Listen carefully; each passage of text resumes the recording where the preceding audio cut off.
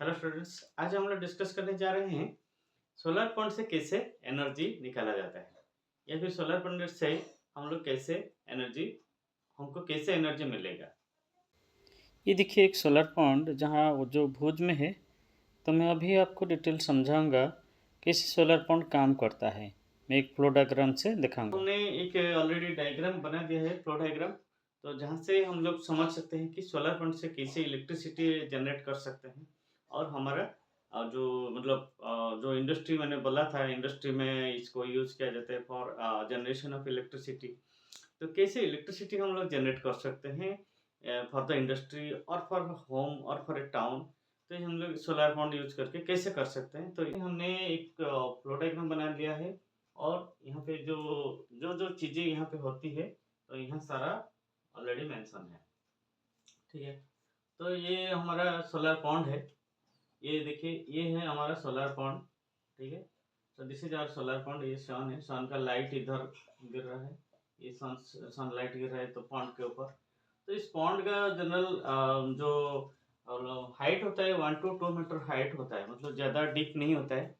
तो ज़्यादा डीप होने से मतलब परेशानी ज़्यादा होगा, मतलब सनलाइट अंदर जाने में, मतलब जितना अंदर होगा। तो देखिए, आप लोग को पता है कि समुद्र में बहुत नीचे ठंडा होता है। तो उधर सनलाइट वहाँ तक पहुँचता नहीं है। ठीक है, तो ज़्यादा डीप नहीं होते, 1 to 2 मीटर डीप होता है। और आपका मैंने बता दिया था इसका जो लेयर ऑफ ब्राइन होता है, जो डिफरेंट लेयर में होता है ब्राइन। मतलब ब्राइन मतलब salt solution. Okay, salt water में सॉल्ट ऐड किया जाता है, तो उसको बोलते हैं ब्राइन। वाटर में सॉल्ट ऐड कर दिया जाता है, वाटर सॉल्टी हो जाता है, सैलाइन हो जाता है। वाटर सॉल्टी होता है या सैलाइन होता है, इसको बोलते हैं। ठीक है, तो उसी को बोलते हैं ब्राइन। ठीक है, ये वर्ड ब्राइन। ठीक है, तो उसको बोलते हैं ब्राइन। तो आप देख लीजिए, ये टोटल स्क्रीन देख लीजिए आप इसको। तो ये है ब्राइन है। तो सॉल्ट जो जिस वाटर में ऐड होता है वो सॉल्टी सैलाइन इसको बोलते हैं, या फिर ब्राइन सॉल्यूशन इसको भी बोलते हैं। ठीक है, तो ब्राइन सॉल्यूशन जो होता है, तो ये इस पॉन्ड में डिफरेंट लेयर डिफरेंट परसेंटेज में है। तो सबसे नीचे 30% ब्राइन होता है, 30% सॉल्ट सॉल्यूशन होता है। ठीक है, तो इसका कंसंट्रेशन जो है 30% यहाँ पे मैक्सिमम होता है। ठीक है, नीचे में। और जैसे ऊपर वो जाते हैं, ऊपर की तरफ जैसे जाते हैं, इसका परसेंटेज डिक्रीज करता जाता है और फाइनली 0% कहाँ आता है, टॉप लेयर में। तो जो टॉप लेयर 0% कंसंट्रेशन सॉल्ट। ठीक है, 0% कंसंट्रेशन, और यहाँ पे मैक्सिमम कंसंट्रेशन, मैक्सिमम कंसंट्रेशन। ठीक है, 30% मैक्सिमम कंसंट्रेशन नीचे है, सबसे नीचे पे मैक्सिमम कंसंट्रेशन 30% है। तो इस जोन में ज़्यादा हीट रहेगा, क्योंकि जितना डेंसिटी बढ़ता है, सॉल्ट सॉल्यूशन का जितना डेंसिटी बढ़ता है उतना कंसंट्रेशन ज़्यादा रहता है। ठीक है, जितना कंसंट्रेशन बढ़ता है उतना ज़्यादा हीट ऑब्जर्व कर लेता है।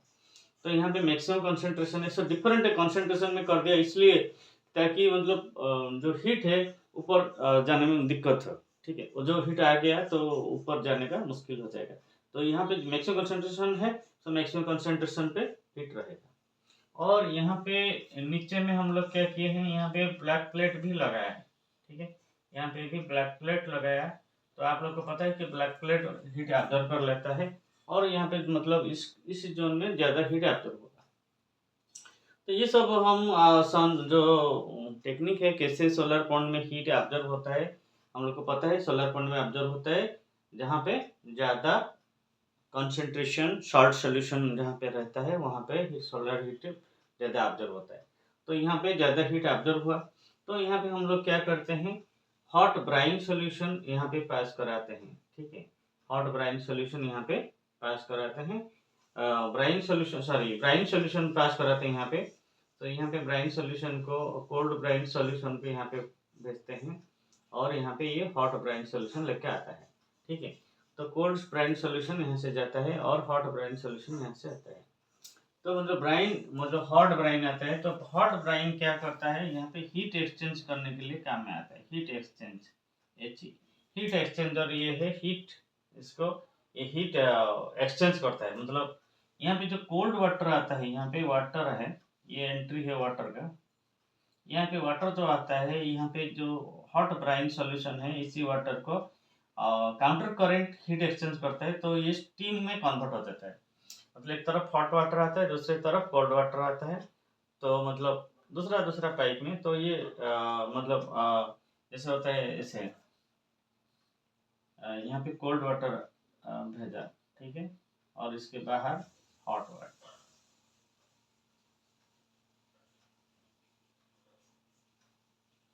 ये भी हॉट वाटर, हॉट वाटर। तो ये हीट एक्सचेंजर ऐसा होता है जहाँ पे कोल्ड वाटर एक पाइप में जाता है, और इसी पाइप को ये कवर करके दूसरा पाइप है, तो कोल्ड वाटर यहाँ पे नीचे में है, ये मंदर में बीच वाला है, और हॉट वाटर आउटसाइड में है। तो क्या होगा, इस कोल्ड वाटर स्टीम में कन्वर्ट हो जाता है हीट एक्सचेंजर में। तो यहाँ पे हीट इवापोरेटर दिया है, और रीजनरेटर इसको बोलते हैं भी, मतलब हीट इसको, ये यहाँ पे जो हॉट ब्राइन सोल्यूशन यहाँ पे हीट दे देता है, ठीक है। तो हॉट ब्राइन सोल्यूशन हीट दे देता है किसको, वाटर को। तो वाटर को जब हीट दे देते हैं, वाटर स्टीम में कन्वर्ट हो गया। तो स्टीम क्या करते हैं, स्टीम आता है टरबाइन को रोटेट करता है, ठीक है। टरबाइन रोटेट करता है, टरबाइन जब रोटेट करेगा, टरबाइन मैंने बताया था, टरबाइन जब रोटेट करता है, वहाँ पे ये जो टरबाइन जनरेटर कनेक्ट होता है, जनरेटर क्या करता है, इलेक्ट्रिसिटी जनरेट करता है, ठीक है। जनरेटर का काम है इलेक्ट्रिसिटी जनरेट करेगा, और मैंने बताया था इसको कैसे जनरेटर में कैसे इलेक्ट्रिसिटी जनरेट होता है।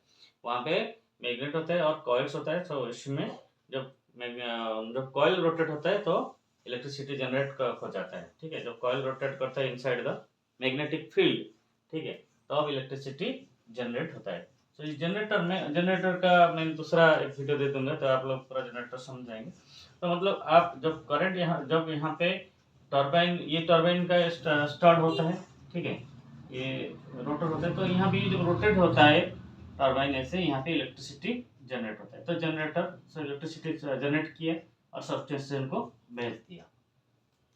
तो यहाँ पे अभी अब तो इसके पास इलेक्ट्रिसिटी जनरेट हो गया, लेकिन यहाँ पे जो स्टीम आया, ये स्टीम टरबाइन को रोटेट कराया, ठीक है। फिर स्टीम क्या क्या हुआ, स्टीम का जो जब रोटेट करेगा, उसके बाद वो स्टीम क्या करेगा, वापस हम भेज देंगे कंडेंसर पे, ठीक है। फिर स्टीम को वापस कंडेंसर पे भेज देते हैं। तो यहाँ पे कंडेंसर है, स्टीम को कूल कर देता है, कंडेंस कर लेते हैं। स्टीम क्या होता है, मतलब भाप होता है, मतलब स्टीम, वेपर, ठीक है। तो इसी वेपर को कूलिंग करना जरूरत है, वेपर कूल हो जाता है। तो कूलिंग होके मतलब अगर ज़्यादा कूल नहीं हुआ, तो फिर इसको कूलिंग टावर में दोबारा भेजा जाता है हॉट वाटर को, ठीक है। और जो कूल हो गया, तो फिर से इसको यहाँ पे भेज देते हैं, फिर से स्टीम बनाने के लिए, ठीक है। मतलब वेपर को तो हम दोबारा नहीं भेजेंगे हीट एक्सचेंजर में, तो मतलब कूलिंग वाटर को फिर से भेज देते हैं। मतलब वाटर को जो कूल होने के बाद कंडेंस करके थोड़ा उसको फिर से दोबारा स्टीम करके भेजते हैं यहाँ पे। मतलब उसके पास ज़्यादा, जब वाटर जब होता है, वो ज़्यादा हीट कंटेंट होता है, तो मतलब ज़्यादा हीट ऑब्जर्व करके ये फिर से स्टीम बन जाएगा, तो इजीली स्टीम बनेगा, तो इसलिए इसको कंडेंस करके दोबारा भेजते हैं। और कंडेंसर में फिर से हम लोग यहाँ पे कोल्ड वाटर, यहाँ पे जो हॉट वाटर होता है, उसको फिर से दोबारा यहाँ पे सर्कुलेट करते हैं, ताकि ये कोल्ड करे, कंडेंस करे, जो वेपर को कंडेंस करने के लिए काम में है कोल्ड वाटर। तो यहाँ पे दो कूलिंग लगा है, एक कूलिंग टावर यहाँ पे है, कूलिंग टावर जो हॉट वाटर यहाँ पे आया, और कूलिंग टावर पे, वो कूलिंग टावर में क्या होता है, ऊपर से कूलिंग वाटर यहाँ पे स्प्रे होता है, ठीक है। कूलिंग, या फिर मतलब जैसे यहाँ पे हीट एक्सचेंजर हुआ, कूलिंग कॉयल है, तो इसके अंदर वाटर पास कर रहा है। तो ये दो टाइप का हो सकता है वाटर। जो नॉर्मल सबसे चीपेस्ट होता है, वहाँ पे क्या करते हैं, ऊपर से कूलिंग वाटर और नीचे से हॉट वाटर, ठीक है, हॉट वाटर भेजते हैं। तो ये सबसे चीपेस्ट होता है, लेकिन कॉस्टली जब आता है, तो मतलब अंदर से हॉट वाटर और आउटसाइड से, जैसे यहाँ पे, ठीक है, मतलब अंदर से हॉट वाटर और बाहर पूरा कूलिंग वाटर दे देते हैं, तो मतलब क्या होगा, जो हॉट वाटर है वो कोल्ड हो जाएगा। तो इस तरह यहाँ पे कूलिंग टावर में कूलिंग किया जाता है। डिफरेंट वेराइटी का कूलिंग टावर है, एक ही टाइप का कूलिंग टावर नहीं होता है, डिफरेंट टाइप का होता है। तो मतलब यहाँ पे कूलिंग होता है, तो कूलिंग होने के बाद इसको कंडेंसर में, मतलब जितना जो वेपर है, स्टीम है, तो स्टीम सब कूलिंग हो जाएगा, कि कूलिंग होके फिर से मतलब नॉर्मल वाटर में कन्वर्ट हो जाएगा। तो इसके बाद इसको दोबारा यहाँ पे रिसाइकिल करते हैं फिर स्टीम। तो इस तरह इसका जो से वाटर से स्टीम बनना, स्टीम से वाटर बनना, ये मतलब बार बार रिपीट होता है, ताकि ज़्यादा वाटर यूज ना हो। तो मतलब इंग्लिश बार बार रिपीट होता रहता है यहाँ पे हॉट वाटर सिस्टम, स्टीमर से हॉट वाटर। लेकिन अभी हम समझाएंगे कि कैसे ये कोल्ड वाटर से स्टीम बनता है, वाटर से, जनरल वाटर से, नॉर्मल वाटर से स्टीम कैसे बनता है। तो हमने यहाँ पे एक वेसल लिया है, ये बड़ा वेसल, अभी अभी ये हीट एक्सचेंजर होता है, ठीक है। हीट एक्सचेंजर जहाँ पे हीट आपका एक्सचेंज होता है, तो यहाँ पे हीट एक्सचेंजर है, ये वाला यहाँ पे बना दिया है। तो हीट एक्सचेंजर में क्या होता है, ये एक बड़ा सा वेसल होता है, ठीक है, बड़ा सा वेसल होता है, पूरा सिलेंड्रिकल वेसल, यहाँ पे ऐसे सिलेंड्रिकल वेसल है, ठीक है। सिलेंड्रिकल वेसल में बहुत सारा पाइप्स किया है, जैसे ये सिलेंड्रिकल वेसल, ये जो आउटसाइड ये सिलेंड्रिकल वेसल है, ठीक है। और उसके थ्रू बहुत सारा पाइप, ये एक पाइप है, ये एक पाइप है, ये एक पाइप है, सब बहुत सारा पाइप है। और पूरा सिलेंडर में क्या होता है, हॉट वाटर भरा होता है। तो हॉट वाटर यहाँ से अंदर से जा रहा है, ठीक है, हॉट वाटर अंदर से जा रहा है और बाहर निकल रहा है इधर ऊपर से, क्योंकि अगर इधर से ये करेंगे, ऊपर से डालेंगे तो वो कंप्लीट फिलअप नहीं होगा। तो हॉट वाटर नीचे से हम भेजते हैं, तो इसको पूरा फिलअप कर देते हैं हॉट वाटर से, ठीक है। नीचे से हॉट वाटर भेजते हैं, पूरा कंप्लीटली फिलअप कर लेते हैं। तो हॉट वाटर फिलअप हो जाता है, फिर यहाँ पे आपका कोल्ड वाटर ये करते हैं। तो कोल्ड वाटर जब यहाँ से निकलता है तो उधर से बाहर जाएगा तो पूरा स्टीम बन जाएगा, ठीक है। जब हॉट वाटर इधर से जाता है तो बाहर जब जाता है पूरा स्टीम बन जाता है। इस स्टीम को हम यूज करते हैं टरबाइन में, टरबाइन रोटेट होता है तो जनरेटर भी चलता है और इलेक्ट्रिसिटी जनरेट होता है।